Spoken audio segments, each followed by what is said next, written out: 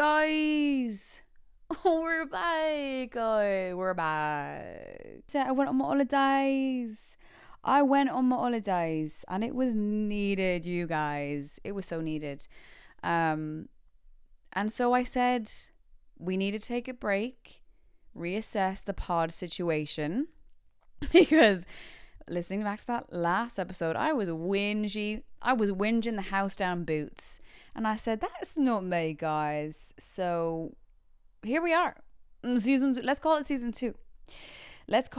2. But it's... Okay, stop talking while I'm talking. 1, 2, 3, eyes on me. 1, 2, 3, eyes on me. So there you go. How are you guys? How have you been since we last spoketh? I hope you're having a gorgeous summer. It's a hot one out there. Everywhere in the world is melting. And I don't want to think too much about it because it stresses me out on a profound level. Okay? I remember being a child, and I'm going to say 8 or 9 years old, and I watched the film The Day After Tomorrow. That has stuck with me ever since. Anytime there's a hailstorm, you best believe I'm thinking there's going to be golf balls. Well, not this guy. You know, there's going to be wolves running through the snow in New York. There's going to be a ship crashing through New York City in the snow. Do you understand what I'm saying? Anyway, and then we were also showed in school the Al Gore documentary. And then a man came into our school to give... Seagulls want to participate, and we're going to let them do that. There's a man who came to our school to give us a talk about... he won an Oscar for his documentary. And it was about how the world is overcrowded and there's too many of us. And we're screwed and we're running out of resources. We were 12 years old. So then, you know, as a child, you're thinking, thank you so much for sharing this with us, sir. But what the frick am I supposed to do? Thank you so much for showing this, sir. Your art and your work with us mere children. I will not be sleeping for the foreseeable. Thank you so much for that, and thank you for sharing that with us. It was important, but also I'm like, what am I supposed to do about that? I'm just trying to play with my Bratz dolls, and now what? Anyway, I was on my holidays, and it was hot to trot. Shocker. And I'm not gonna speak about the weather for ages, but it was hot. I just wish I was nobody's a cool girl because it's too hot. But I really take the biscuit, I think. I mean, look at me. I'm a pale gal. But I just feel like I wish I was just a little cooler. I don't mean like physically, like temperature-wise. I mean like a cool girl in the heat. I am not. My life flashes before me when it's too hot. I'm getting weak. I'm getting dizzy. I'm getting thinking, I can't breathe. I can't freaking breathe. It's not, and like I'm fine, you know what I mean? I just get really in my head. So I just wish I was a little bit more of a chill kind of girl who's like, whoa, this heat, man. But I'm not thinking that. I'm thinking end of days, you know what I mean?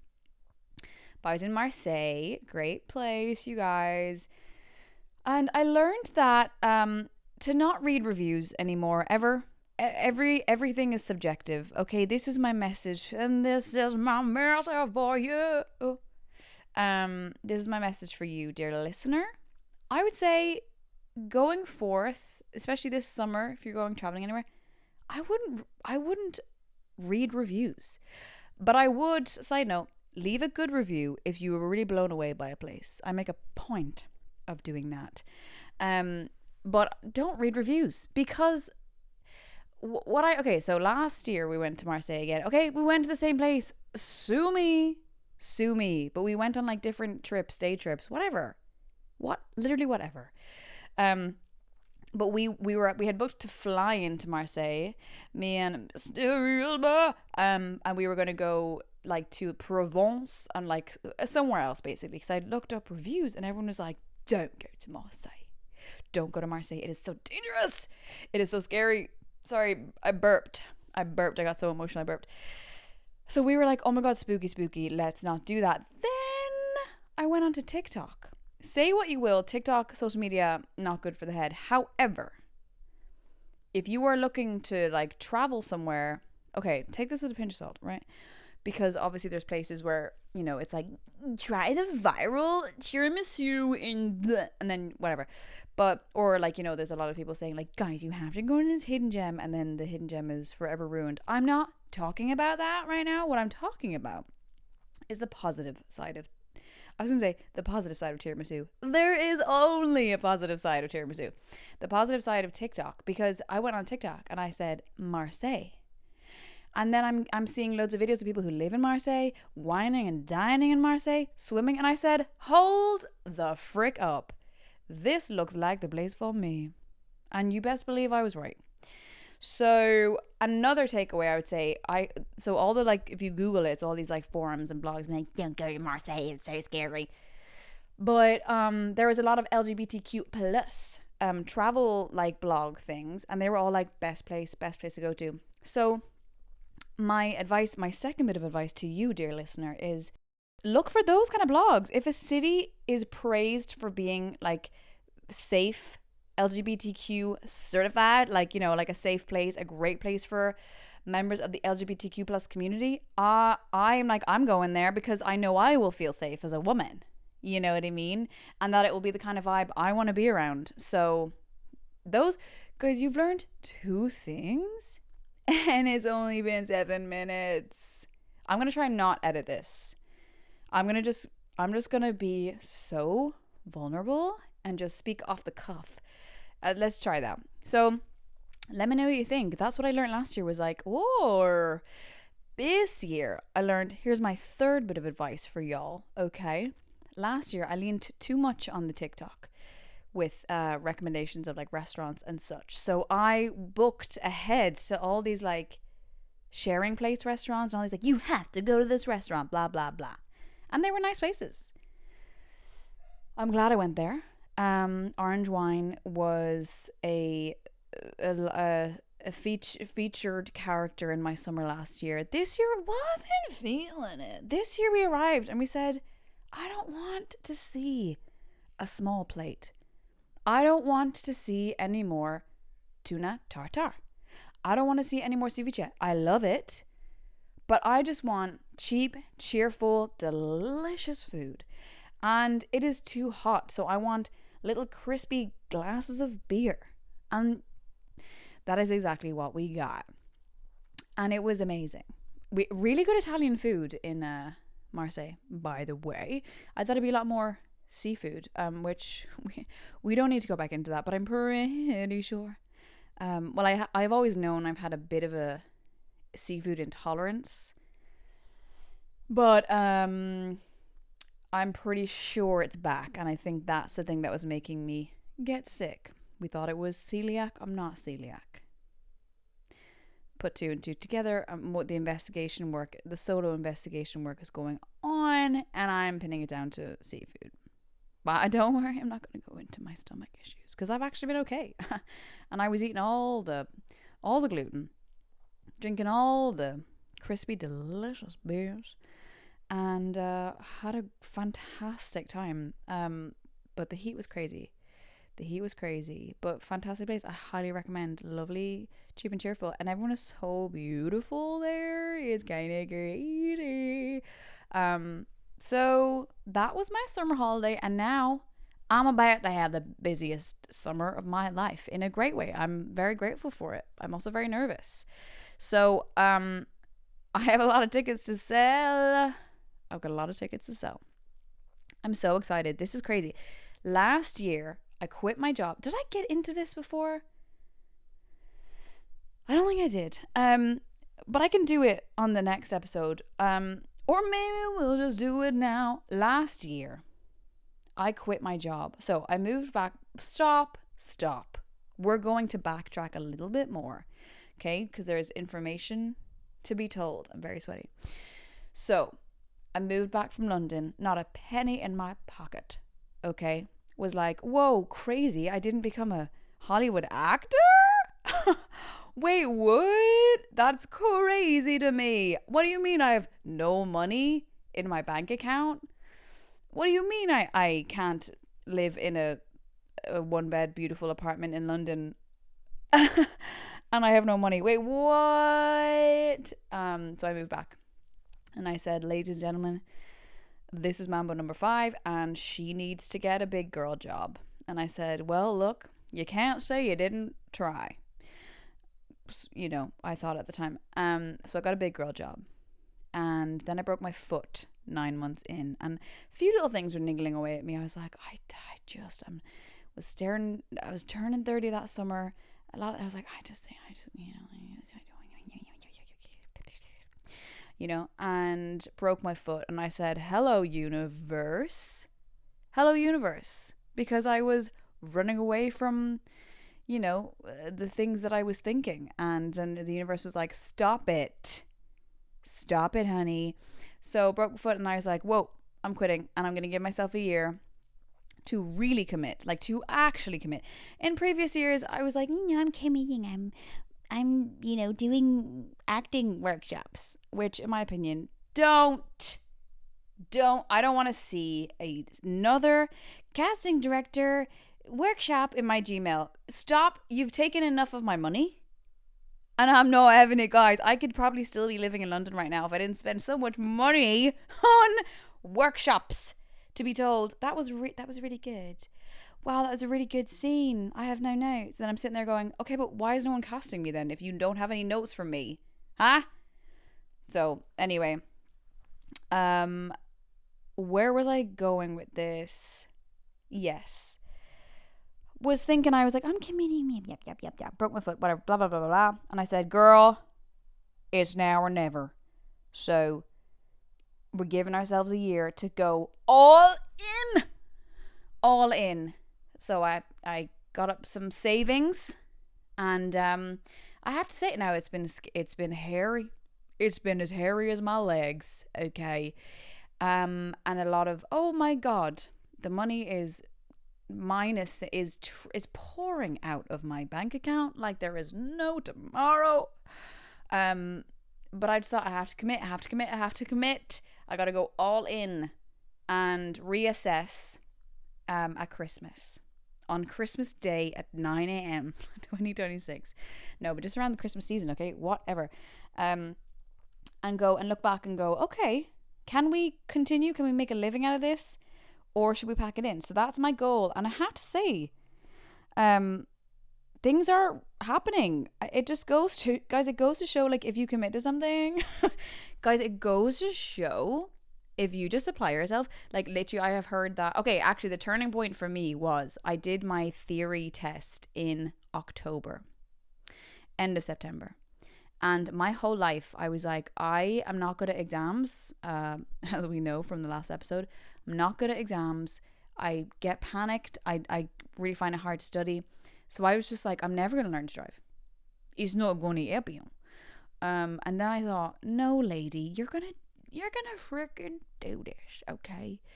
And then I was like, learning. And I was like, oh God, I don't know. And then something clicked and I said, honey, just like, you don't need my whole approach was like, the way I learned, this is crazy.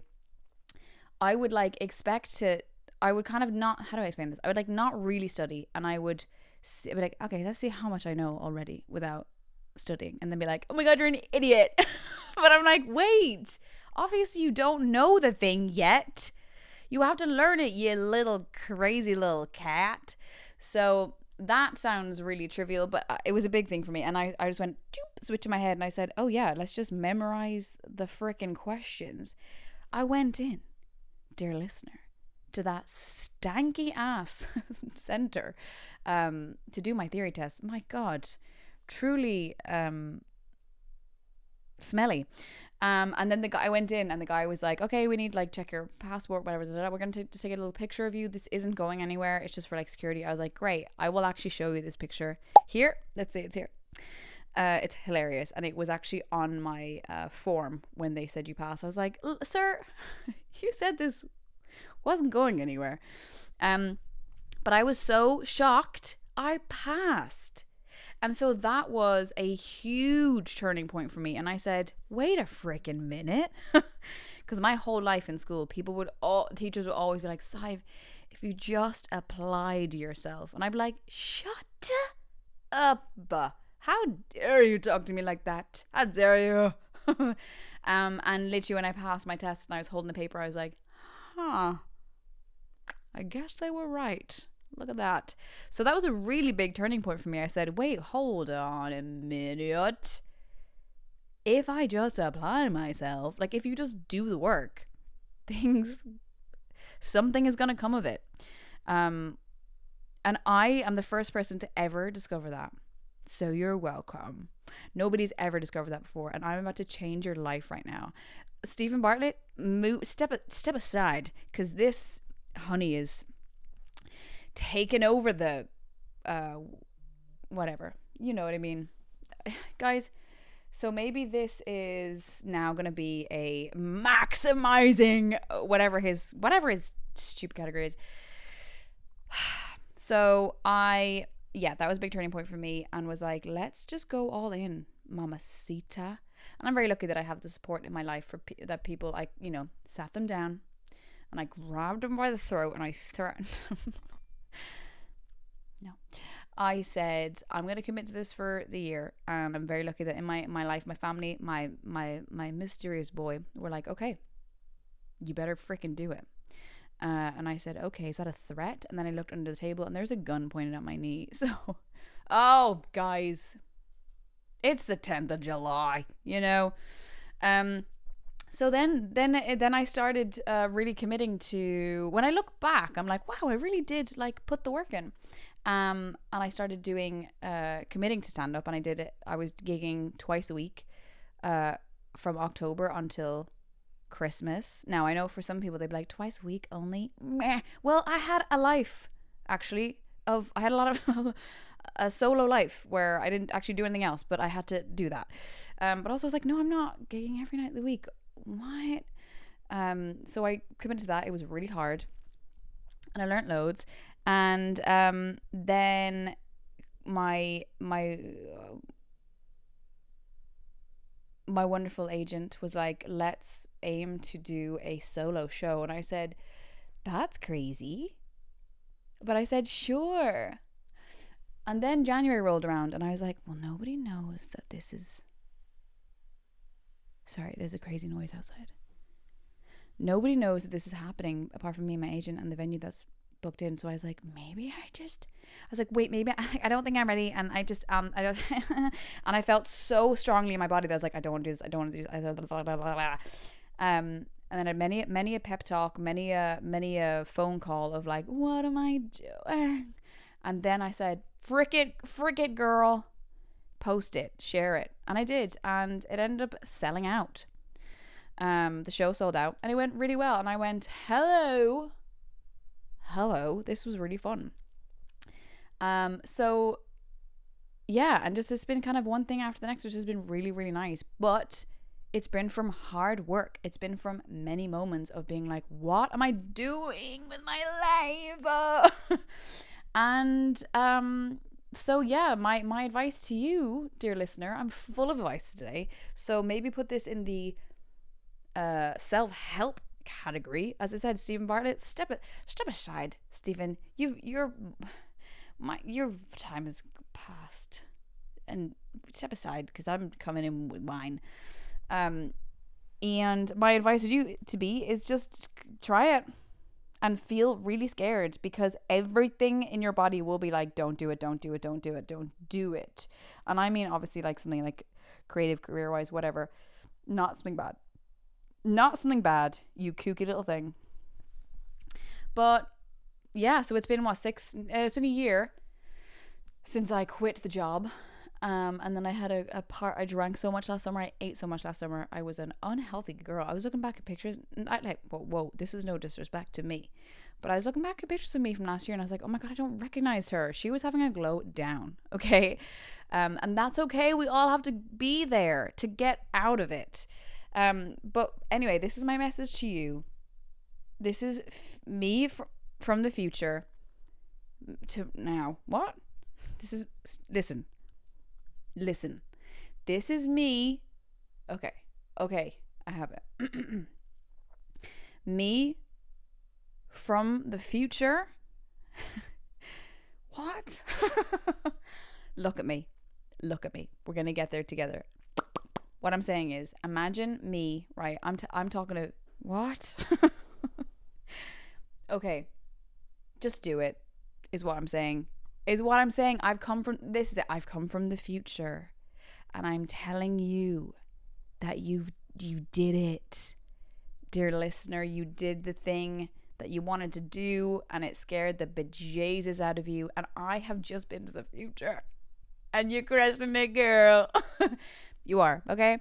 So do it.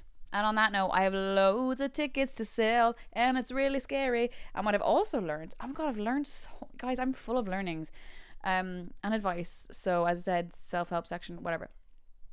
I've learned that, like, you know, you put in the work, you achieve the goal, right? But you don't just rest there, because then you're at the next level, and then you've got more challenges and more goals, and you got to keep working. The work has just begun. Okay, the work hath just begun. And the work you put in at the beginning before you achieve the first goal, that's where you learn the confidence. Well, you keep learning the confidence, because that is up and down, but do you know what I mean? And everything is a learningst for yours journey.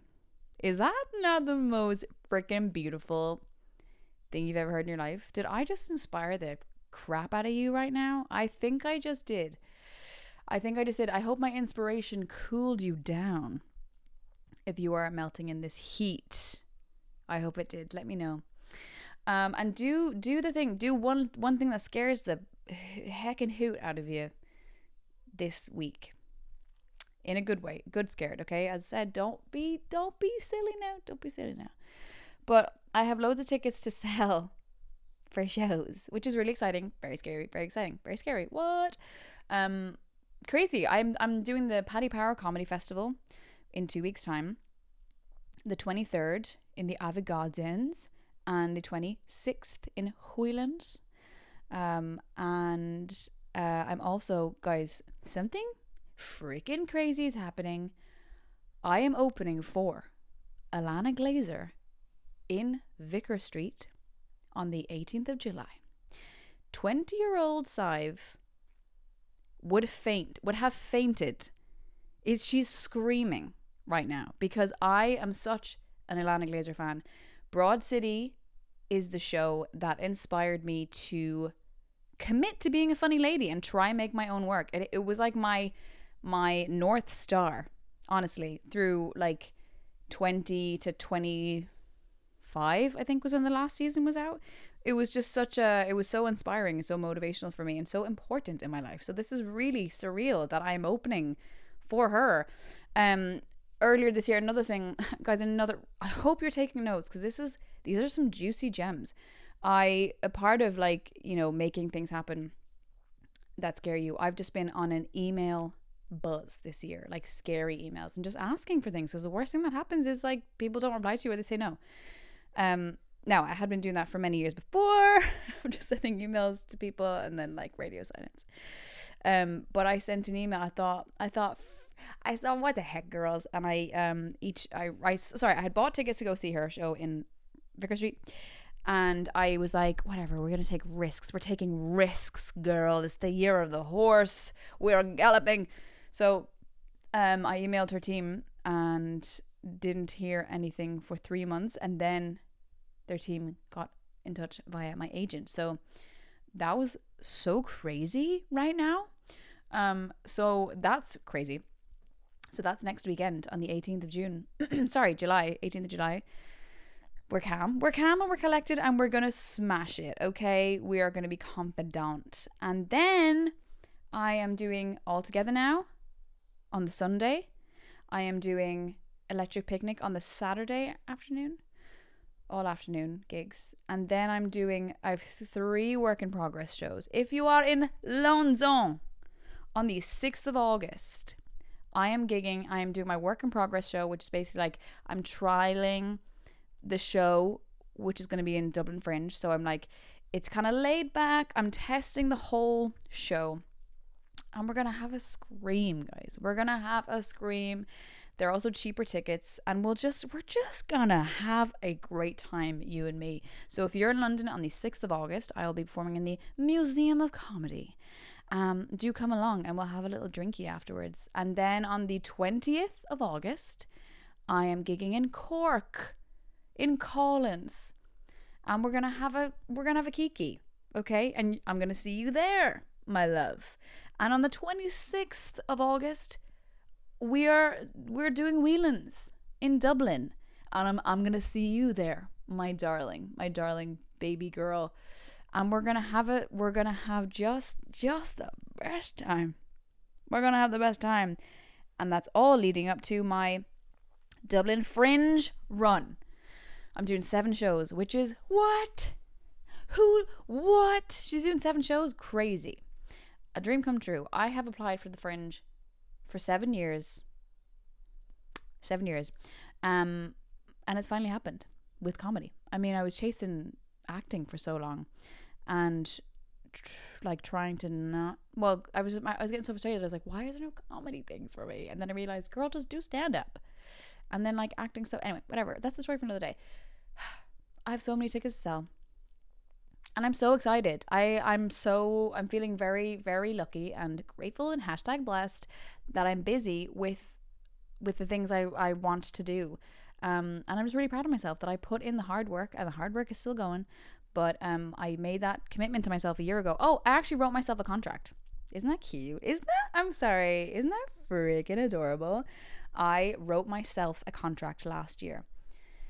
And I said, I'll try find it. But maybe I'm a bit embarrassed. But basically it was like, I commit to this goal, and I won't give up, even if it's hard, even if it feels like it's not going anywhere, blah, blah, blah. And I wrote a contract to myself, and look where it got me, honey.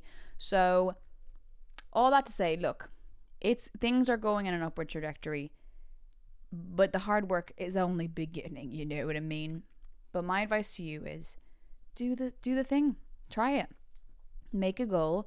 Like, give yourself 6 months, give yourself a year, whatever, and see where it goes. As I said, I'm going to check in with myself around Christmas time and go, will we keep doing this? Can we see a career with this? Can we feed ourselves with this money? I hope so, because I do not want to be back at a desk job, freaking up my lumbar spine on a goddamn desk chair, you know what I mean? So yeah, as I said, you guys, I hope that inspired you. If you're going to All Together now or Lecky Picky, let me know. I need to live a little, you know, and I'm going to camp.